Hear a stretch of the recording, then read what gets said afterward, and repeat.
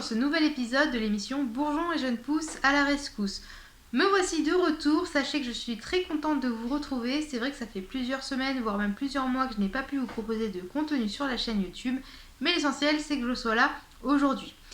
J'ai réfléchi à un nouveau format, un format qui se concentrera sur la gémothérapie mais par un autre biais. C'est vrai que jusqu'à présent je vous parlais d'un bourgeon et je présentais les différentes vertus thérapeutiques de ce bourgeon. Aujourd'hui, j'ai souhaité aborder la chose différemment, c'est-à-dire qu'on parte d'une pathologie, d'un inconfort ou d'une thématique et que je vous présente les différents bourgeons qui sont associés. Par exemple, aujourd'hui, ça sera la thématique de l'immunité. Je pense que j'alternerai les deux formats puisqu'ils peuvent être complémentaires. N'hésitez pas de votre côté à m'écrire dans les commentaires si vous souhaitez que j'aborde une thématique particulière ou si vous avez des idées spécifiques.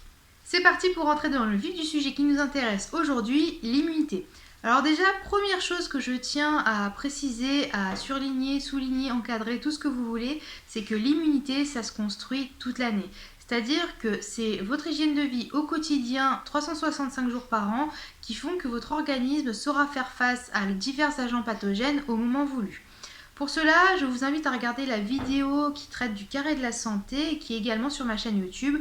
Si vous ne l'avez pas déjà vue, je vous mets le lien en haut de l'écran. Ça, c'est la première chose. Ensuite, on va présenter les différents bourgeons qui peuvent être de parfait soutien dans ces moments-là.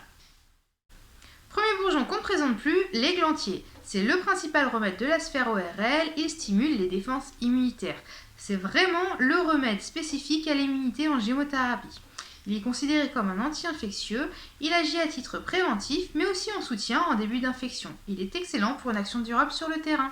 Deuxième bourgeon phare de l'immunité, l'aulne glutineux. Il a une action antibiotique naturelle.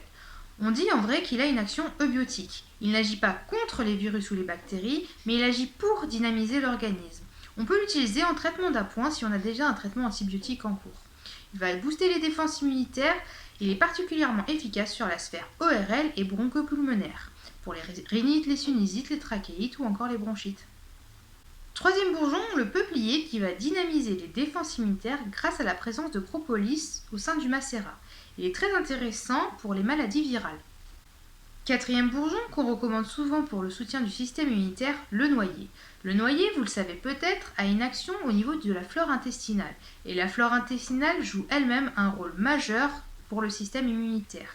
Le noyer va donc permettre de dynamiser l'organisme et de favoriser la résistance face aux différents agents pathogènes.